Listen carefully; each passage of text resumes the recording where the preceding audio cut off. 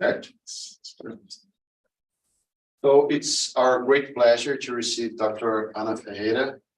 She'll give a talk here at our webinar, Immunowebinars. Dr. Ana Carolina Ferreira, she's a senior investigator scientist at MCR Laboratory at Cambridge, UK. So Ana is going to talk to us about transcription factors in type 2 immunity, insights into cell differentiation and activation. So please, Ana, take the stage. Thank you very much. Thank you. I will share my screen now. Please let me know if everything's okay.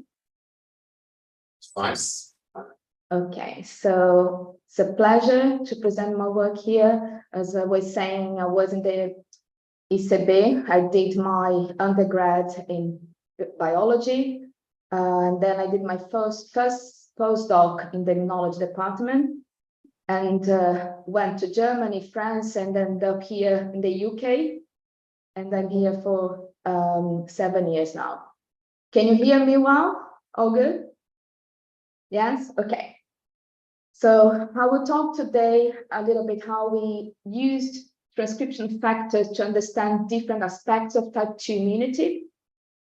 I divided my talk in two main areas. So the first one, I will talk about how we use this polychrome transcription factor reporter mice to start innate lymphoid cells and T cell development in the embryonic thymus. And then later, I will tell you about how we use CRISPR-Cas9 screening targeting transcription factors to discover a new regulator of type 2 immunity. So let's start.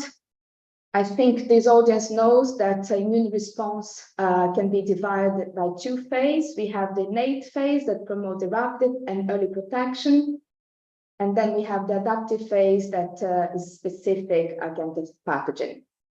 And for a long time, lymphocytes were mainly associated to the adaptive phase, while the innate phase would be myeloid cells playing the main role. But later, a new family of lymphocytes was identified, the innate lymphoid cells. And they can sense tissue damage and then produce cytokines that are important to modulate innate and adaptive immunity. And the IOCs, they are the innate counterpart of T cells. And as CD4 T helper cells, they can be divided in three main categories, depend on the cytokines they produce and the transcription factor that regulate their function.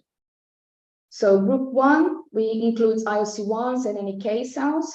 As Th1s, they respond to intracellular microorganisms such as virus and the intracellular bacteria, and they mainly produce interferon gamma, and they require the transcription factor Tbat for their differentiation and function.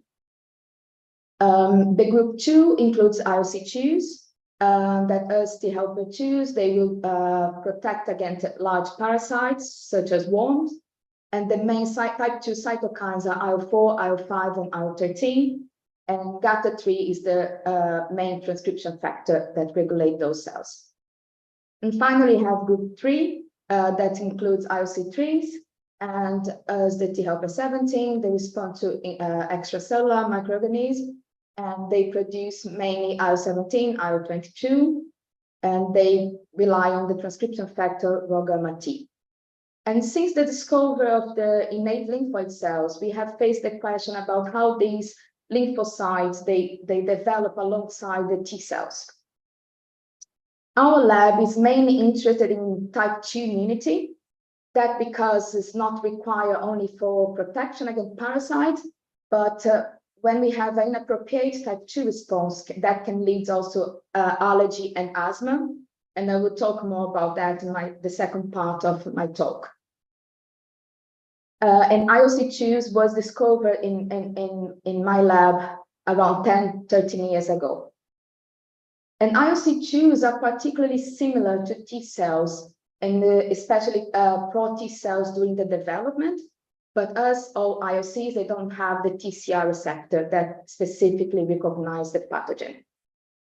And what is known is that all lymphocytes, they develop from the common lymphocyte progenitors. progenitors, CLPs. And both IOC2s and T cells, they require notch signaling and the growth factor IL-7 to differentiate. And they also share some key transcription factor that regulate their differentiation, such as GATA3, BCL11B, and TCF1. But there is an important difference here that IOC2s require ID2 and T cells E proteins that are with a transcription factor that have an antagonizing activity. And I want to highlight here the transcription factor Rho alpha that is essential for IOC2 development. And I will talk a lot about this transcription factor later. So we can see that there are a lot of similarities. The same stimulus can promote the differentiation of these two cell types, but was broadly accepted that they would differentiate in different locations. So IOCs differentiate in the bone marrow, T cells in the thymus. So different environmental stimulus would promote the two different cell fates. But there was some indications that IOC2s could develop in the thymus, but it was always very difficult to confirm because, as I said, these cells are very similar to pro-T cells that are there developing the thymus. So we decided to use new available tools to really investigate if IOC2s can develop in the thymus. And if that's the case, we could use the thymus as a model to try to understand what really determined the cell fate between the T cell and IOC2. I don't know if everyone here is familiar with how T cells are developed in the thymus, so I'll just give you a brief explanation so we can make it easier to understand our data. We decided to look during the embryonic development, so as we want to understand this IOC2's development. And the early stage of the embryonic development, we have the CLPs coming from fetal liver, and then later bone marrow will be the main source of the cells. And then when the precursor cells, they enter, that they migrate to the thymus, they undergo many steps of differentiation. And in the end, we will have CD8 T cells, and CD4 T cells, and we also have a gamma delta T cells. And the first stage, the cells are called double negatives, or DN, because they lack CD4 and CD8 markers. And later they become double positive when they co-express CD4, CD8, and then later they become CD8 cytotoxic T cells or CD4 helper T cells. And the double negative stage can be further divided in 4 stages, depending on the expression of the CD44 and CD25. And the DN1, that's the earliest one, the earliest step, is known to be a heterogeneous population. And we can identify the early thymic progenitors by the expression of a c-KIT, the stem cell factor.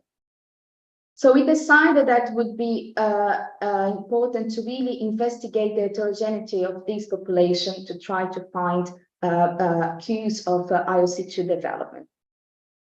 So the first thing we did was a single-cell RNA-seq analysis, only using the DN1 population, so the earliest development stage of the thymus.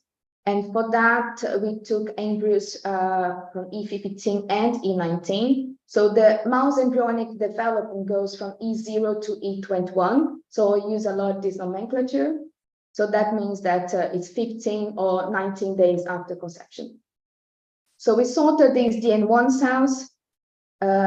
As you can see here in this T-cine plot, we identify 4 main populations.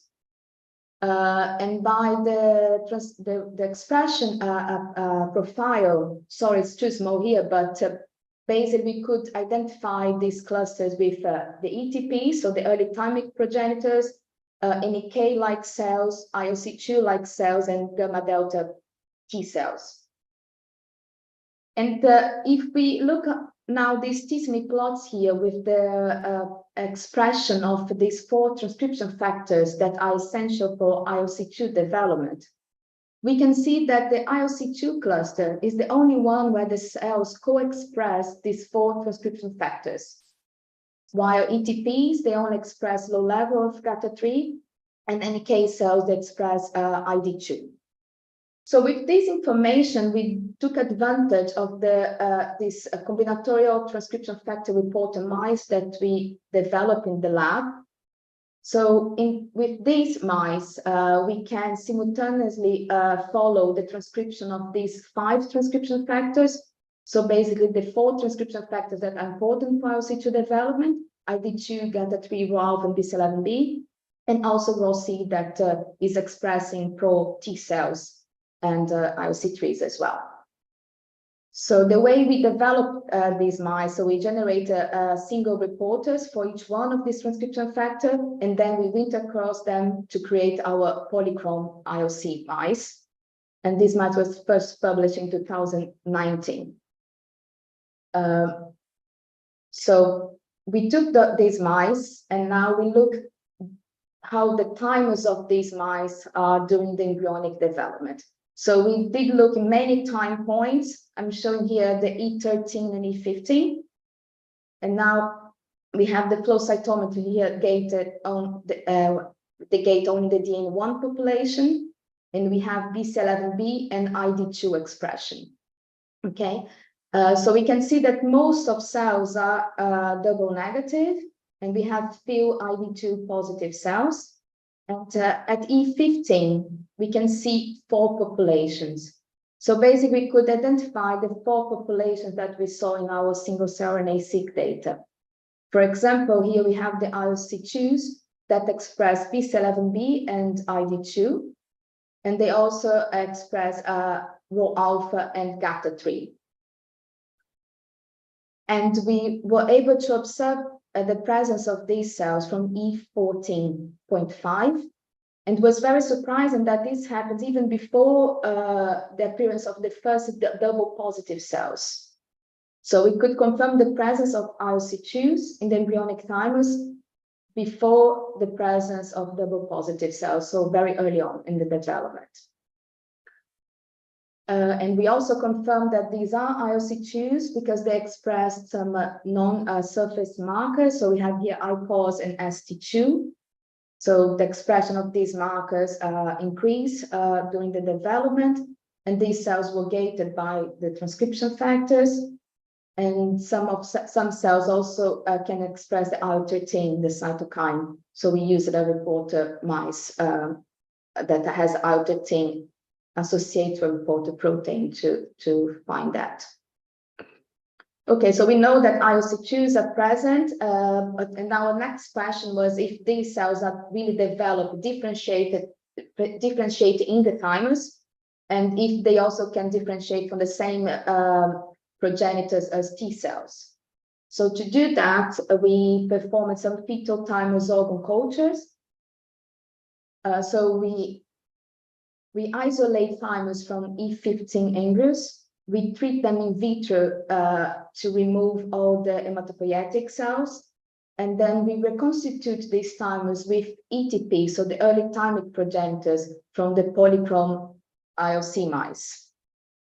So we leave these thymus in culture for some days, and then we go by flow cytometry and check which cells developed there. As expected, we see a lot of T cells, but we could also see some BCL11B ID2 positive cells that are the IOC2s and some NK cells. So we could confirm that IOC2s can develop from the same common progenitors as T cells in the thymus. To try to understand the biological relevance of these IOC2s, we did some ectopic transplantation under the kit capsule. So we isolate the thymus from the polychrome mice, so embryos from E15, and then we transplant them under the kidney capsules and wait 6 weeks. And then we try to find where we can see some of these reporter positive cells. We found CD4 and CD8 positive cells in all the tissues that we investigated, but we are only able to find IOC2s in the small intestine lamina propria. So these thymic IOC2s, they preferentially migrate to the small intestine. And that can be explained by the expression of CCR9, that's chemokine that's known to be linked to the migration of cells to the intestine. Okay, so now we know that IOC2s co-develop with T cells in the embryonic thymus from ETPs. So we can use the thymus as a model to try to understand what really defines the cell fate between an IOC2 and a T cell. Here, so the transcription factor network that controls T cell development is very well known. Here is just a simplified version of the main transcription factors that control the first step of differentiation. So basically, we have notch signaling that will turn on the transcription of key transcription factors that will then promote the transcription of BCL11B. And that's the step when we have commitment with T cell fate, because BCL11B will then repress the transcription of NFL3 and ID2 that are transcription factors important for innate lymphoid cell differentiation. But in IOC2s, we have the co-expression of BCL11B, NFL3, and ID2, and that really doesn't fit to this model, right? And the fact that these cells would always differentiate in different locations was often used as to justify the fact that we can't explain that. So we looked at our single-cell RNA-seq data and the data we got from our polychrome IOC mice. And we observed that all cells that co-express BCL11B and ID2, they always express Rho alpha. So we want to investigate if Rho alpha could be the missing point that would explain the transcription factor network of IOC2 development. So as I told you, the ETPs, they are not committed to T cell fate yet. So depending on the stimulus we give to these cells, we can in vitro differentiate them in T cells or IOC2s or even B cells or any case. So in this case, we gave culture conditions to have T cells and IOC2s. So in T cell condition, we can see that majority of cells goes to the T cell path. So at that time point, I think here is 10 days after starting the differentiation, we have around 34% of cells being CD4, CD8 double positive. And we have very few cells that would be IOC2s. And in IOC2 condition, we have like large majority becoming IOC2s and no T cells. And we did the same experiment using Rho alpha knockout mice. This is a conditional knockout that leads Rho alpha in all lymphocytes.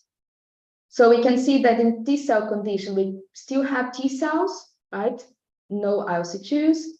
But then in IOC2 condition, we can't see any IOC2s. So ETPs without Rho alpha can't develop in IOC2s.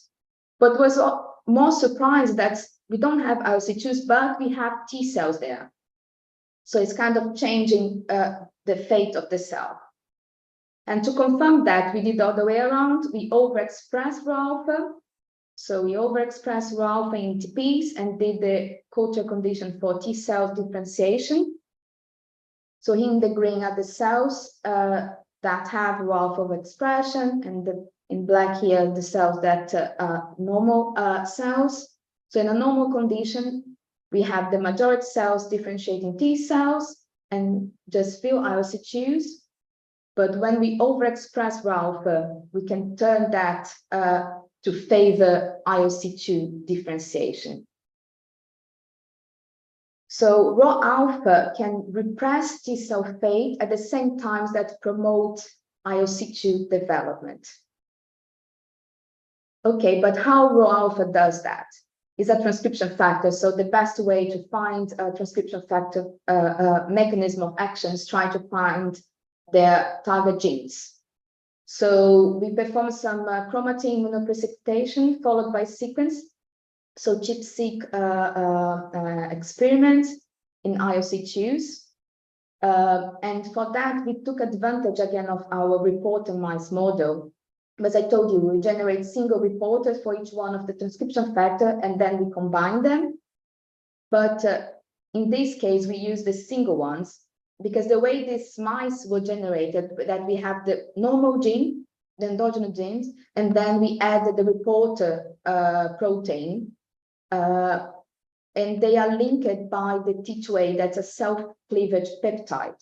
So just after translation, this peptide breaks, and then you have the transcription factor and the reporter protein producing 1-to-1 ratio.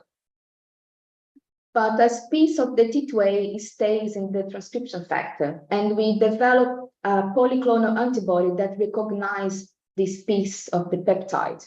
So we could use the same antibody to analyze different transcription factors, and also overcome the problem that there were no really good transcription factors against Rho alpha.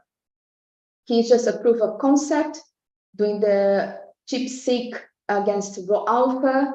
We have Rho alpha motif and the main enriched motif. And when we use the same antibody in the GATA3 reporter mice, we have GATA3 as the main enriched motif. Our first observation was that the DNA bind of Rho alpha is strongly associated to BCL11B and GATA3. And that means that, especially when we are looking to genes that are involved in IOC2 development, just indicate that might have a complex network of transcription factor regulation these genes that involve all these transcription factors.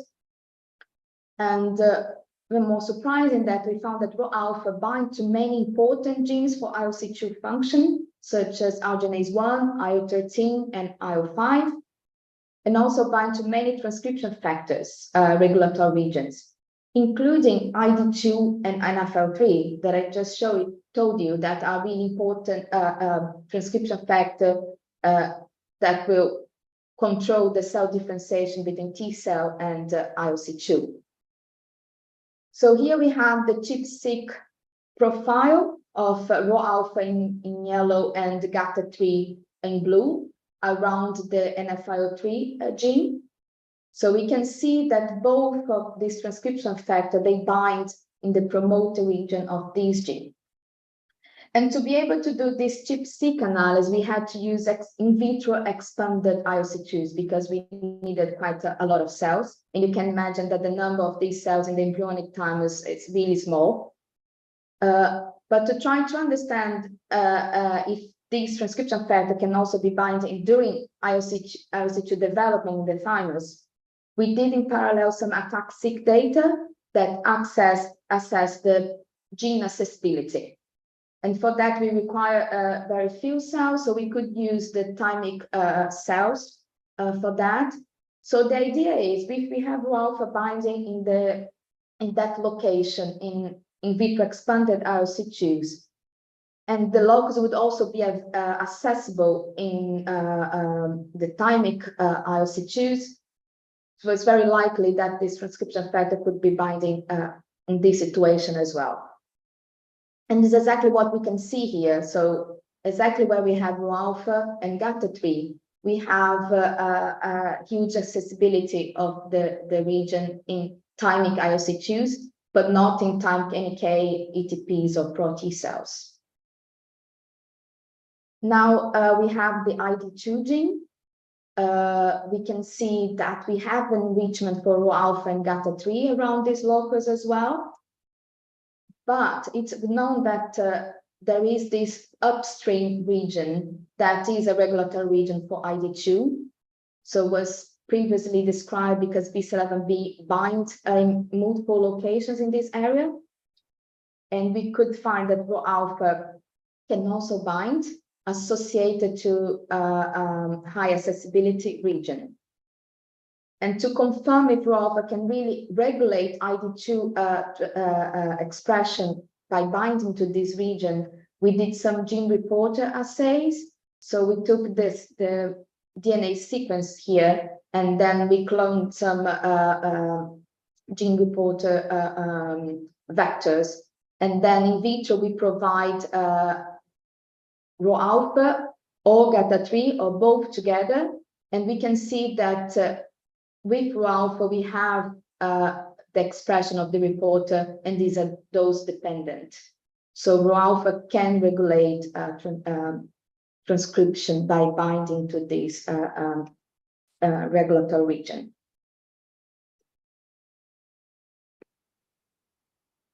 So what we propose is that we have a transcription factor network that now includes Rho-alpha, and then when Rho-alpha is present, it prevents the repression of BCL11B on NF-alpha-3 and ID2, allowing the co-expression of these three transcription factors, and therefore promoting IOC2 differentiation and repressing T cell fate.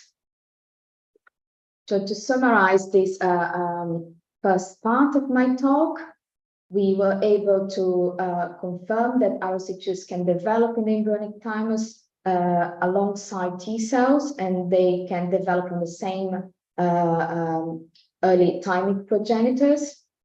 That we did for the first time chromatin immunoprecipitation assays of Rho-alpha in IOC2s.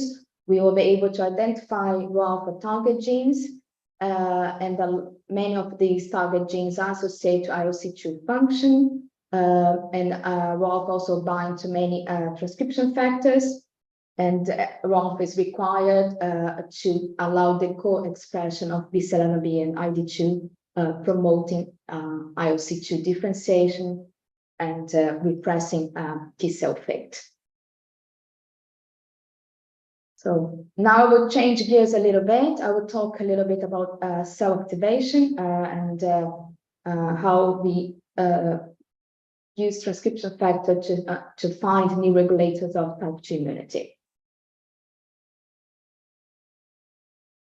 So going back to one of the first slides, I told you that my lab is really interested in type 2 immunity, and type 2 immunity is also important in asthma and allergy.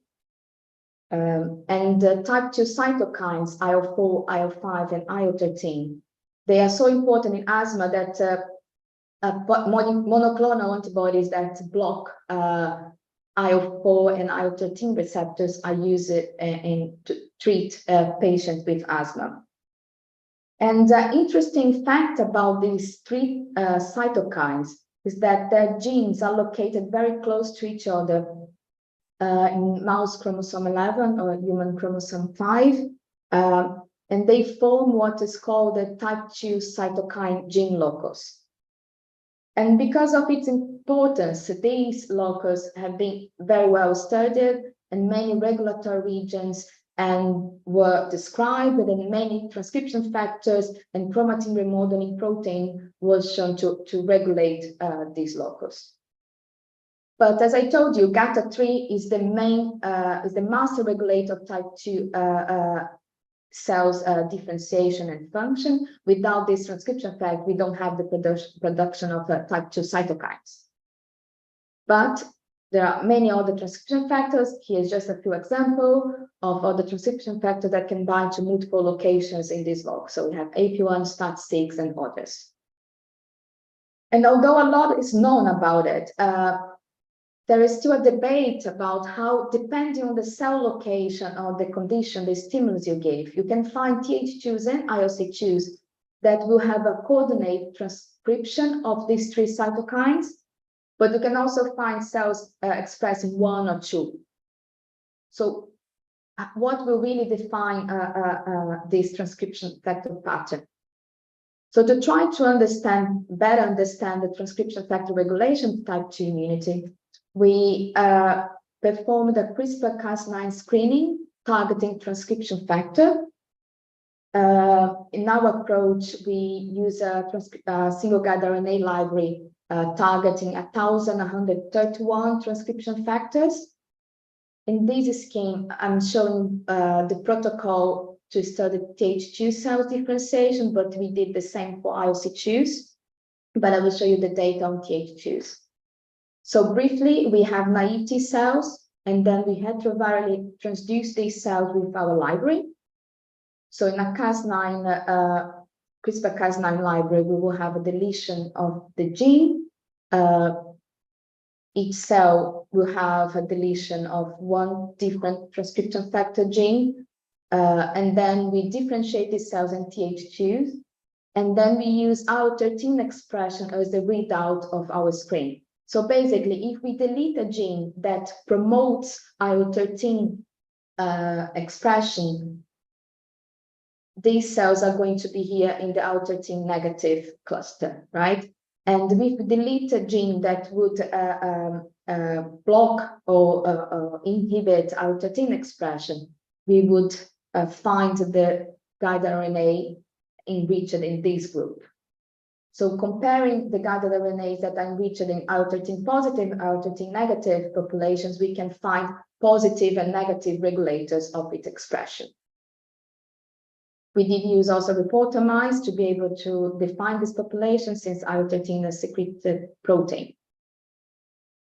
Okay, so as expected, among the positive regulators of IL-13 expression, we found GATA3 and some non-positive regulators such as STAT6 and JUNB and BATAC that form the AP1 transcription factor. But we are also able to identify some previously unappreciated possible regulators of IL-13 expression. And in this context, ADNP, the transcription factor ADNP called our attention. That because there was little to no characterization of ADNP in immune cells. What is known is that in mouse, deletion of ADNP is associated to problems in the brain formation, and it is embryonic lethal. In humans, if you have different mutations in the ADNP gene are associated to a developmental and neurological disorder that's called ADNP syndrome. But in terms of its function, ADNP was mainly studied in the context of embryonic stem cells and was associated with the regulation of genome architecture, mainly by competing with CTCF for its binding sites. So basically, we have in the chromatin these topologically associating domains that are formed mainly by the CTCF associated coenzymes, and they are important to form these insulated neighborhoods. So regions where we can have the control which genes are going to be active or not by putting genes, promoters, and enhancer close to each other. And we saw that ADNP can compete with CTCF and then modulate the formation of these loops. And ADNP was also in this way was mainly associated to repressive functions. So we know that in vitro, if we delete ADNP, we have less production of IL-13 in Th2 cells and ILC2s. So to try to understand that, the bigger context of ADNP in the type 2 immunity, we studied the effect of ADNP deletion in inducible asthma model. So we give to the mice papain intranasally, and then after 5 days of the last dose, we analyze the lung by flow cytometry. We also, together with the papain, we gave the peptide to W1S that allows us to follow the specific T cells that have specifically respond to this peptide. And we generate 2 different condition knockouts for ADNP. So one that ADNP deletion happens all associated to alpha receptor creep. So ADNP is deleted in all lymphocytes. That includes T cells and ILC2s. And another model where ADNP is deleted only in T cells, so associated to the CD4 creep. So as you can see in both models, we have both condition knockout models, we have a huge decrease in the numbers of IL-13 positive T effector cells in the ADNP knockout cells. This reduction was also seen in this T effector cells that are specific to the 2W1S peptide. And in the case of the alpha receptor creep, so when we delete ADNP in all lymphocytes, we can also see a reduction in IL-13 positive IOC2s. And we can't observe as expected this reduction in our CD4 ADNP flox mice. I will not go into too much details here, but we saw a reduction in all type 2 downstream signaling. So we can see here reduction on MHC-like macrophage, reduction of eosinophils recruitment, reduction on arginase MFI in dendritic cells, and also reduction on IgE in the serum, and other aspects that we look at. And it was very interesting to know that the strong phenotype was not associated to any change in the GATA3 expression. As I told you, GATA3 is the main regulator. So ADNP doesn't work by modulating GATA3 expression. So TH2 controls and ADNP knockout TH2s, they have the same level of GATA3.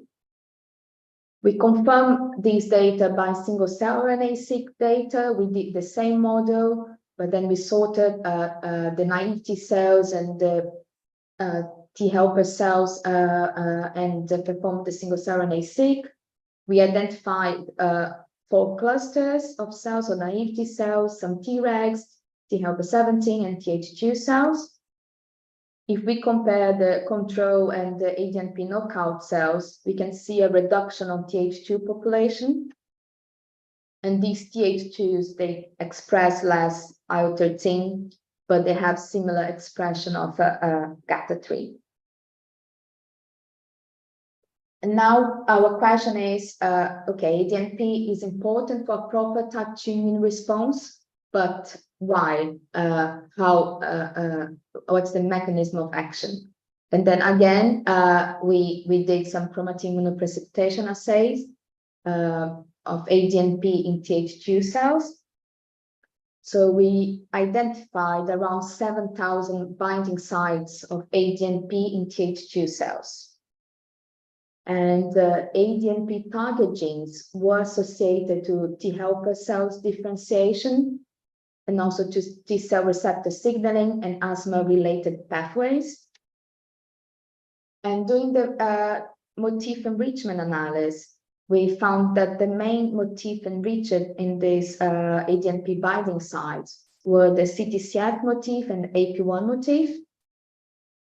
The AP1 here was a surprise. That could indicate that ADNP binds to important regulatory regions for TH2, because we know that AP1 transcription factor is important in TH2 function. And that seems the case by the CAG pathway analysis. But we still need to do more analysis to really investigate if ADNP can directly bind to this sequence or not. And the CTCF motif was not a surprise, because, as I told you, it was describing in embryonic stem cells that ADNP can bind to CTCF motif and can even compete for these binding sites. So our next step was to investigate if in TH2s, ADNP and CTCF also compete for the binding sites, because this could be a mechanism by which ADNP is controlling transcription. To try to understand that, we also did CTCF chip-seq in TH2 cells. And we found that around 40% of ADNP binding sites overlap with CTCF, but still the majority of ADNP binding sites are independent of CTCF. But really, to investigate if there is a competition or not, we did the chip-seq also in ADNP knockout TH2 cells. Here, what we have is the average binding of CTCF across all the chromatin. So it's like putting together all the binding regions of CTCF and making the average. So we can't see a huge difference between wild-type TH2s and ADNP knockout TH2s, but we definitely can't see an increase of CTCF binding in the absence of ADNP. And we also couldn't observe any difference in the binding profile of CTCF. So we could conclude that at least in TH2 cells, ADNP and CTCF, they don't compete for the binding sites.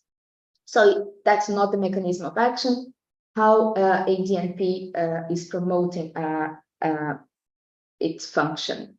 So let's go back now to the type 2 cytokine gene locus. Here we have the ADNP binding profile around that locus, so ADNP ChIP-seq, and we can observe that ADNP binds at the IL-13 promoter. And we want to compare this profile with GATA3 binding, because as I said, GATA3 is the master regulator of this locus. And here we have the GATA3 ChIP-seq, and we can see that the binding site overlaps between ADNP and GATA3. Now look into the GATA3 binding profile in ADNP knockout Th2s. We can see that GATA3 still binds there. So GATA3 bind doesn't require ADNP, and so the effect of ADNP is downstream GATA3, right? So in parallel with the ChIP-seq, we performed some mass spectrometry analysis. Here, the idea was trying to find ADNP partners that would help us to understand the function. So we found, we immunoprecipitate ADNP in Th2 cells. We found many proteins associated, but then by doing protein interaction analysis, we found this group of chromatin bind and transcription factor binding proteins that includes TCF and the chromatin remodeling proteins CHD4 and BRG1. We validate the hits by co-IP experiments, and we chose these proteins to focus our studies because both BRG1 and CHD4 was shown to be associated with ADNP in embryonic stem cells. And they were also previously described to be associated with Th2 function. So we said, okay, that's a good hit. Let's investigate that.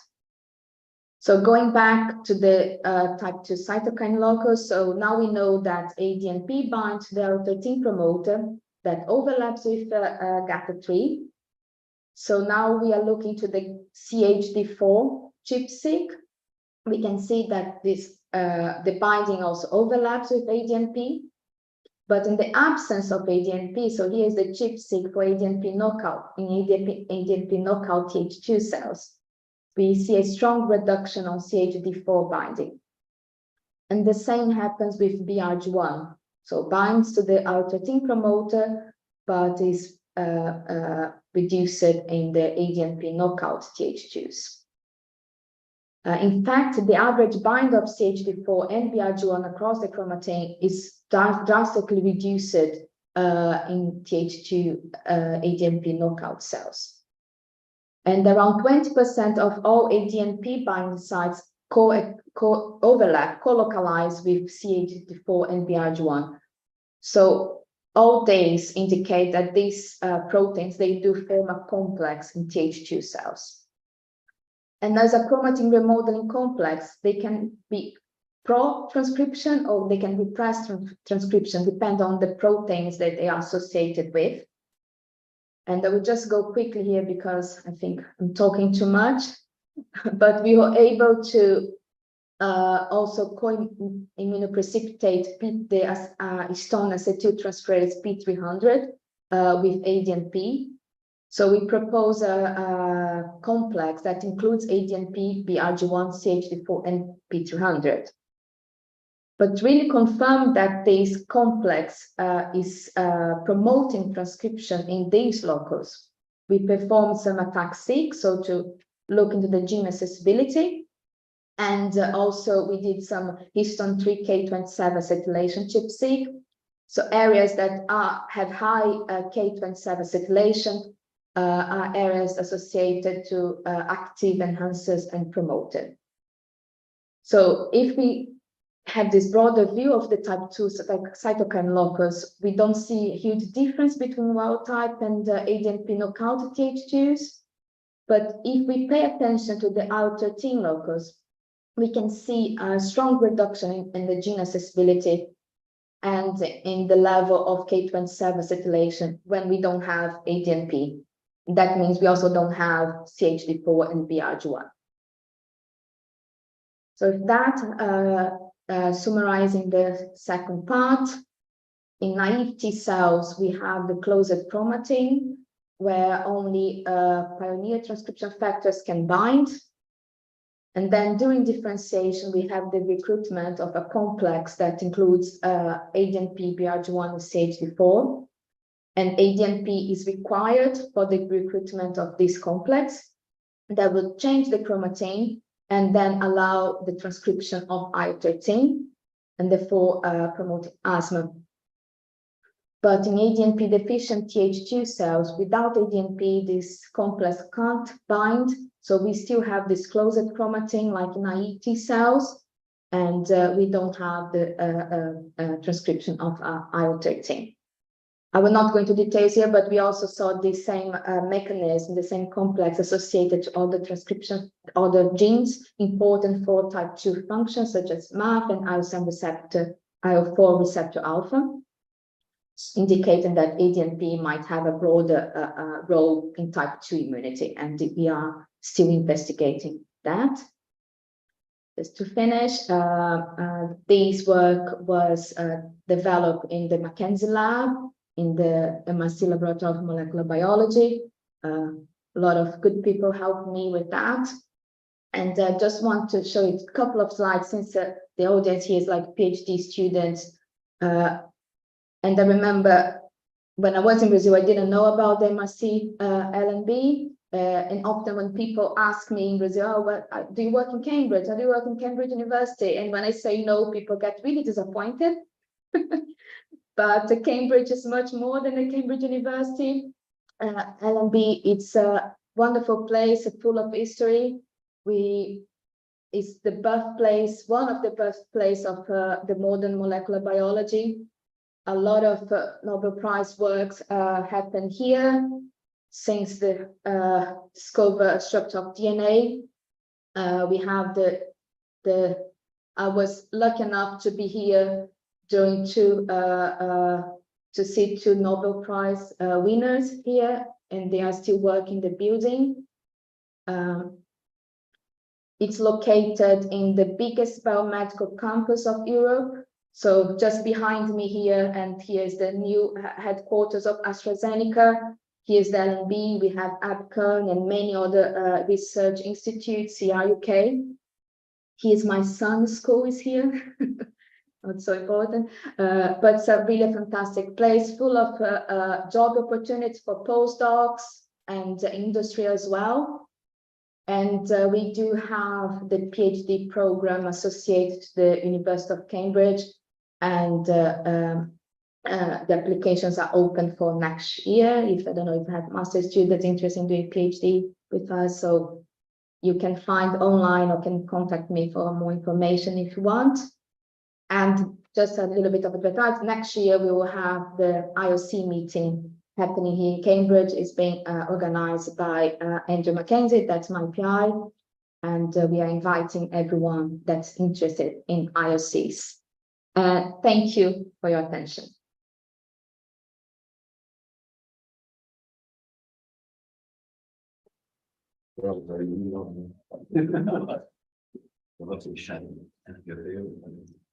So thank you very much, Anna. Several people here are wanting to ask questions. So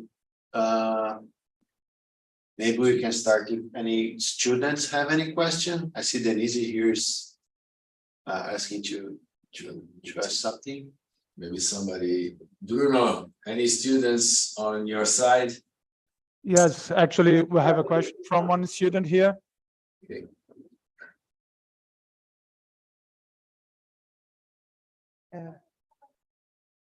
Am I showing on this? Yeah, I am. Okay, so hi Anna.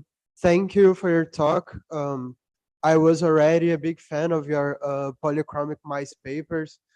I read them before, so I already knew them. I was very excited to hear you talk, and I was wondering, because you showed a lot about the importance of ROR alpha in the development of LC2s, and I was wondering, how did so when you this when you affect this transcription factor network. So when you delete ROR alpha, or when you impair the expression of the 5 transcription factors, how does this affect the generation of the other LCs? So did you, because of course there's an you showed that without ROR alpha you get more T cells, but did you see any difference in the formation of the other LCs, or even better? Do you think that this is that there is like a progenitor subset of LCs that would require another transcription factors that then would lead to LC1s or LC3s? I'm not sure if it made sense, my question. Yeah, no, it makes sense. Basically, there is this idea that we have a common progenitor for all IOCs, but clearly IOC2s are the first one to have a new branch of differentiation, and IOC1s and IOC3s, they have a common progenitor that in this paper for 2019, the first one of the polychromides, even called this as a heterogeneous population of progenitors. Would be amazing if we could associate a condition knockout of this transcription factor with the polychromides, but it's impossible. You can imagine how difficult it is to generate these polychromides. Took many years, so we can't. But what the lab is doing now, I mean, a PhD student just finished now with this project. We did some CRISPR screening with transcription factors and did a culture condition that allows all the 3 types of IOC2s to differentiate, and then we are studying which transcription factors favor or not these IOC2s. But it's very, very difficult to have a culture condition that allows the 3 of them to differentiate in the same ratio. So it's a little bit biased experiment, and we need to analyze very carefully. And do you think that because a lot of what you showed was in the fetal thymus, how does this what happens in the adult? So after the development, what happens? Okay, so it's much more difficult to find these IOC2s in the adult thymus. Now that we know how to look, we can find. But in the beginning it was very hard, so that's why I moved to the embryonic development. So the adult ETPs, they still can differentiate in IOC2s in vitro, and also if I reconstitute the embryonic thymus with adult ETPs, we can have IOC2s. But I think the activity of the thymus reduced with time. So I think the same happens, but it's more difficult to analyze. I don't know if the physiological relevance of that is the same. And I think what was nice to use the embryonic thymus was really because it's a small environment when you can really see things happening in days, really like less than a day, things happening. So it's an easy model and to understand these things. But I do believe the same is happening in the adult as well. All right, so Gustavo has a question. Well, I have it. I think Denise raised her hand. Is Denise around? Denise, are you around? Okay. Thank you very much. An amazing talk. I love your work. Thank you. Something similar to the first question. In terms of function, what is the main difference between the ILC tools that develop from the bone marrow and those developing from the thymus? I don't think there is a difference in function. One thing that we haven't done is to do this. I show you the kidney capsule transfers, right? And they go to the intestine, but we haven't challenged these mice. So I can't answer this question. What we did is to repopulate with bone marrow IOC2s and thymic IOC2s. We mix it 1-to-1 and we give to the mice. And the thymic IOC2s, they don't repopulate as well as the bone marrow IOC2s. So we are not claiming they are the main source of IOC2s. No, it's definitely the bone marrow, but they are a different, so they might have their relevance during the embryonic development. Maybe the first IOC2s that populate the guts comes from the thymus. I think we still have work to do in that sense, but they are the same cells, basically, so they would have the same function. Right, me, yeah. Yes, Can you see? we have more questions here, but I have a question, unless there are more students there, then I can ask as well. Are you moving So for me, subject to Miriam, I or are have you a keeping the question. first topic, first part of the? Okay. Okay, so I'll ask part of the question. I think Lucas has already asked. I was wondering how this, when the thymus has this decrease in the output, if proportionally you get also a decrease in the ILC2s, or if they are maintained, and you reduce the regular T cells in that sense. But I think you said that you're still investigating that, right, Anna? I have another question. I think the biggest difference is the postnatal. So we see the increase of IOC2, but the point is, after you start to have the single negative T cells, they are such a huge proportion of the cells that it's very difficult to see anything else. Everything becomes really a tiny percentage of the cells. Mm-hmm. Okay, and the other question was about the second part of your talk, when you're talking about the screening that you did and how you looked at the Th2 cells. So I had two questions there. One, you mentioned that BRG1 is one of the proteins that can interact with the ADNP and that potential complex with P300 and the CHD4. And I wonder, do you think that the rest of the Swift-SNF complex would come with it, SNF5 and all the core proteins, or do you think that will be a side complex that will be in action over there? Okay, I did expend months of my life doing ChIP-seq of all the subunits of the complex. I could find some, but not all of them. So I was not able to have the full complex. But as BRG1 can form complex apart from the BAF, and I can't say for sure, but I think it's not the full complex involved.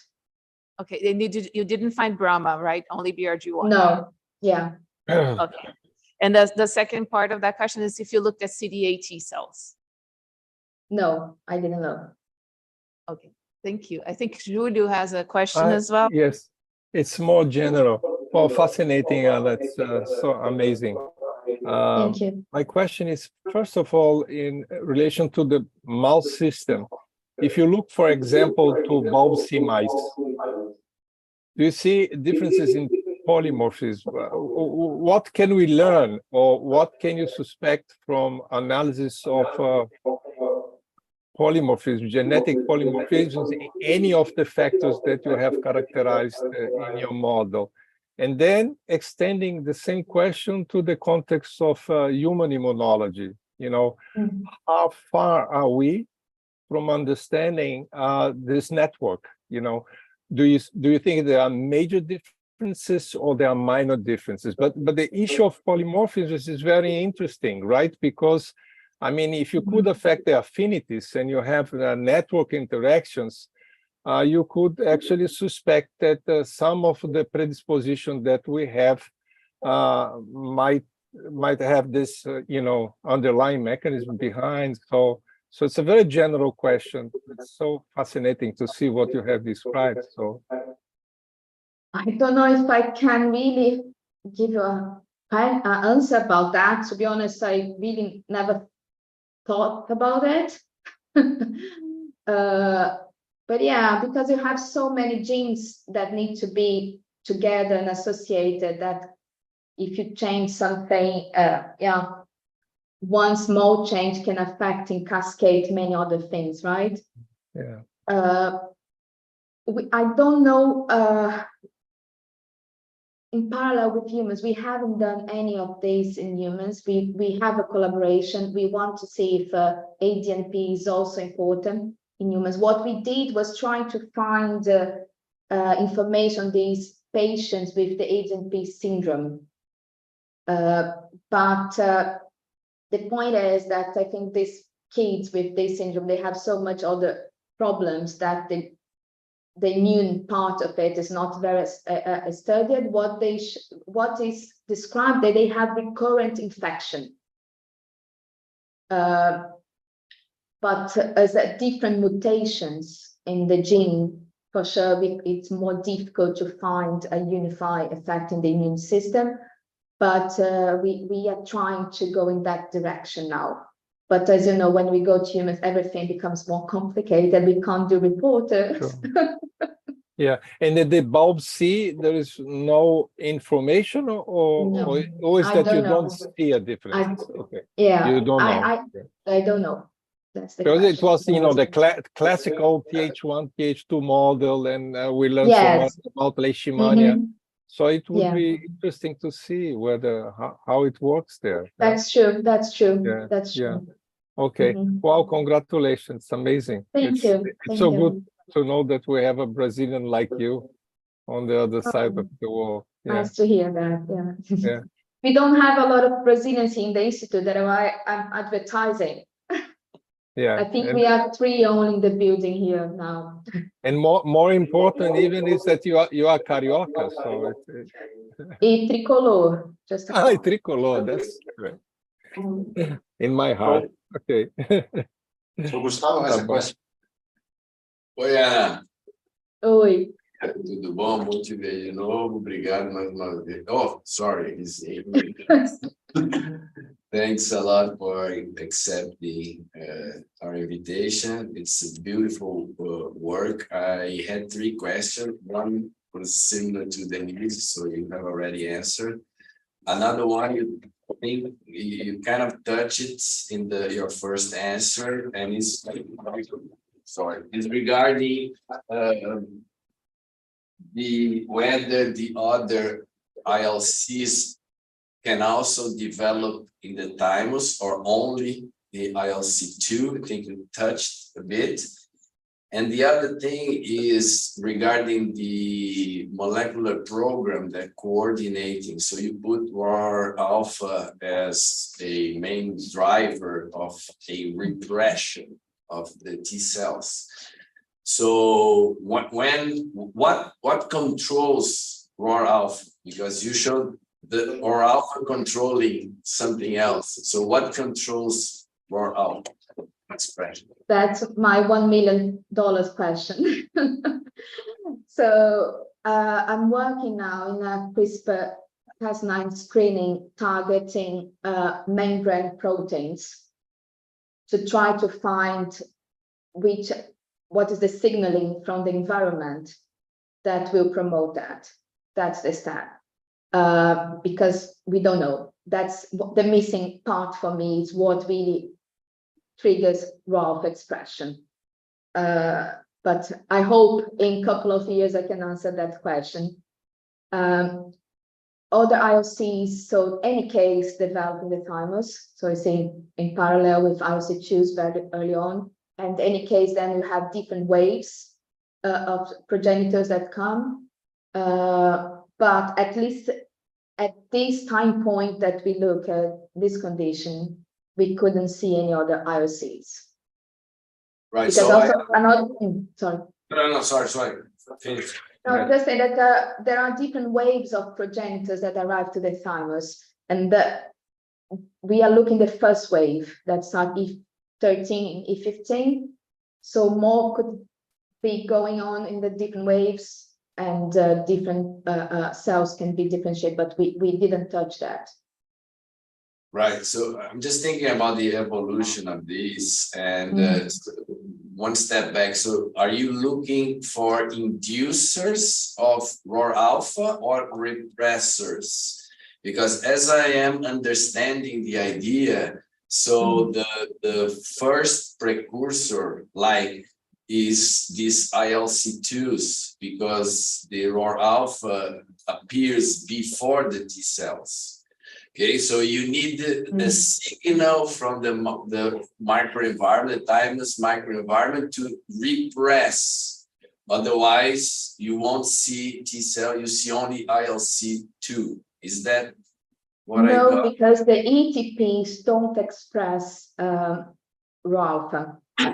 So it turns out. So if I can just quickly show one slide. I don't know if you guys are going to kill me, but Okay, so the ETPs become ILC2, but then you need to repress ROR alpha.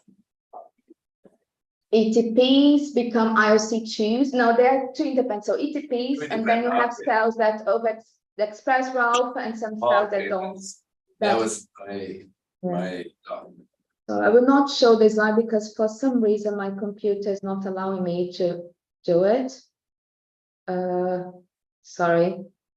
I lost you guys. Are you still there? Yeah. Yeah. So, but what we did use also, we took advantage of the reporters and we did immunohistochemistry. So we can see that ILC2s, they develop in a niche surrounded by any case. And also we could see the association with a type of CTEX, the thymic epithelial cells, the medulla ones.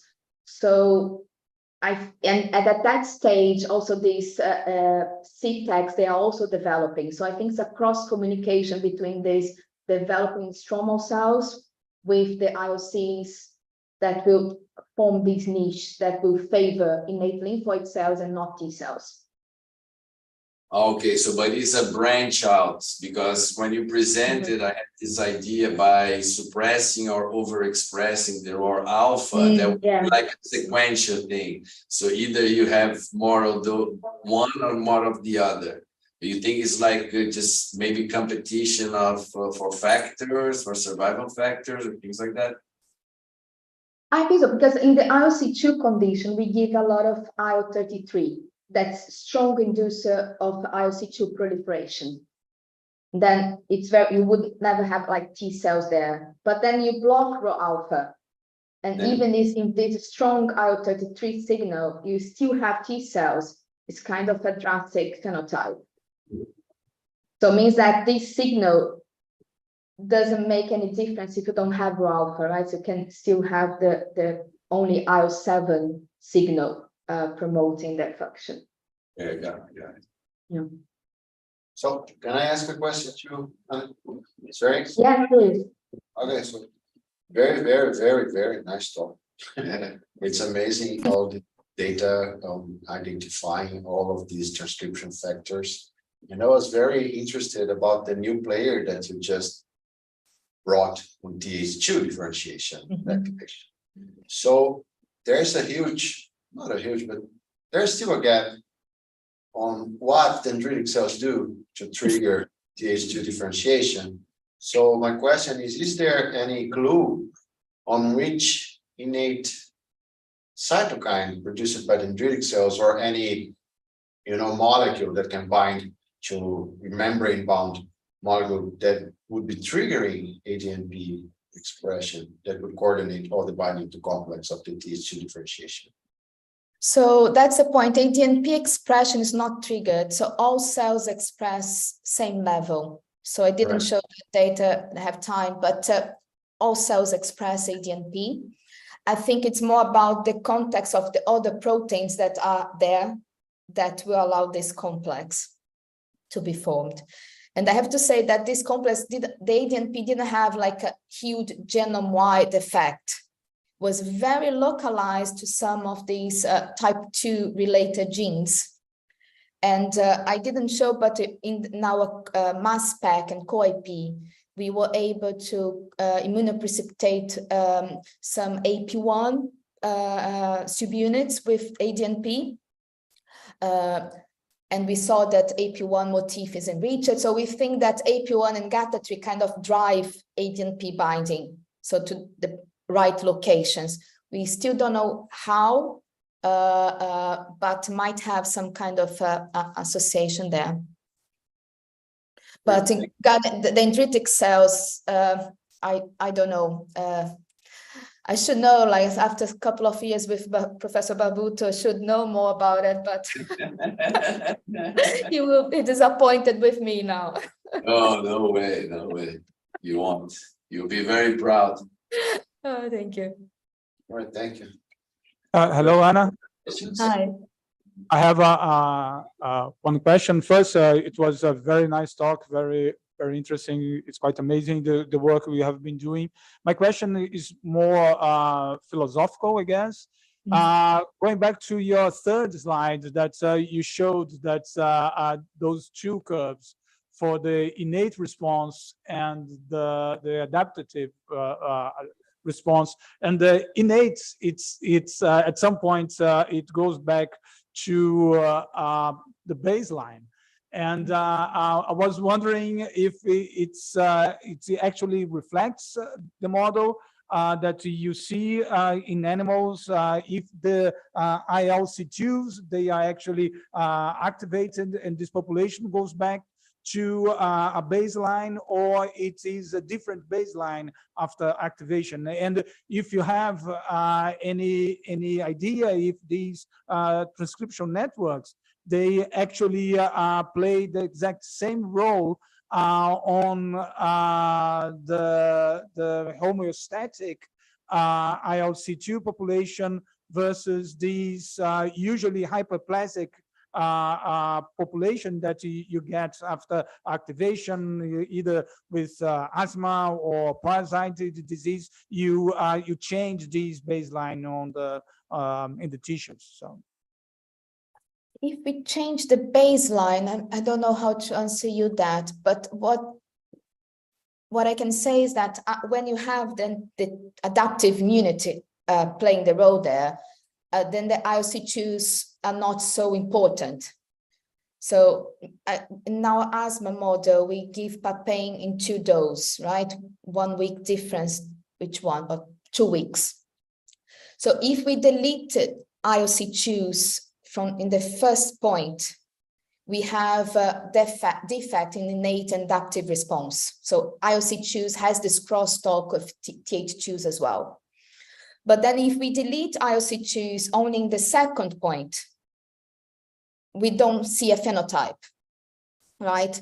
So as soon as you have the TH2s working, I think the ILC2s then are not so important anymore, if I can say that.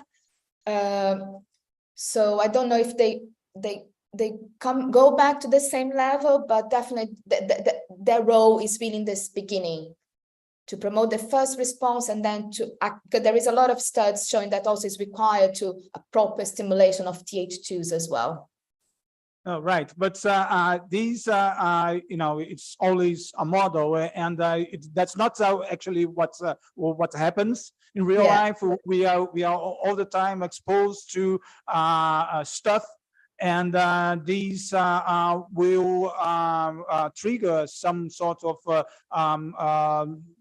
low grade inflammatory response that changes the tissues. And we were very lucky, and Gustavo and Diego was also there at SBI, that we saw lots of presentations showing how eosinophils have these homeostatic role, not only in development, but in tissue maintenance. And I was wondering how ILC2s also have this role, and maybe even keeping these local tissue eosinophilia, and if it changes throughout life, and not on these SPF mouse that you I'm sure you have very nice mice in Brazil. It's not always the case. So our mice actually changed a lot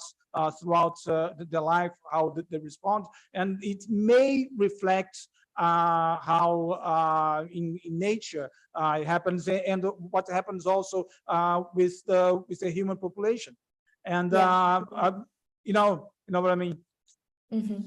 No, yeah, it's a very good point. Yeah, I can't really tell much about that. I will think about it. Yeah. Sorry, can't really elaborate much on that. That's okay. That's okay. You're very tired, and you know, it's just that I will always teach my students that immune response, we can check them with models, and we have these very nice and well defined trigger and the kinetic of the response.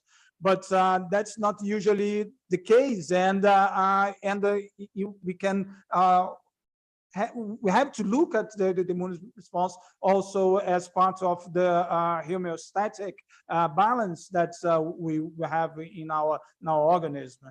And, no, I totally agree. I totally agree. We are really looking like a very clean, closed model. And then I went to embryonic time was even smaller and very well controlled. And to really open that, it's another level of work. Yeah, that's right. One very specific question. These transcription network, they also apply to the ILC2s that proliferate in situ, and what's going on? So the players are there, they are the same. I think I really would like to do the same that I did for the embryonic thymus in the bone marrow, but it's just much more difficult to look in that environment. So things are, because the easier thing of the embryonic thymus is that things happen in 5 days. In 5 days, I have progenitor to differentiated cells, so I can control and I can remove that and put in vitro and see things happening.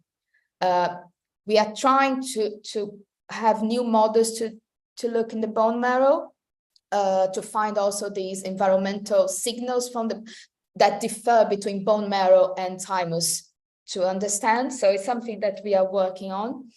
But the transcription factors are the same. If you remove literal alpha, you don't have ILC2s anywhere. Great, thank you very much. Thank you.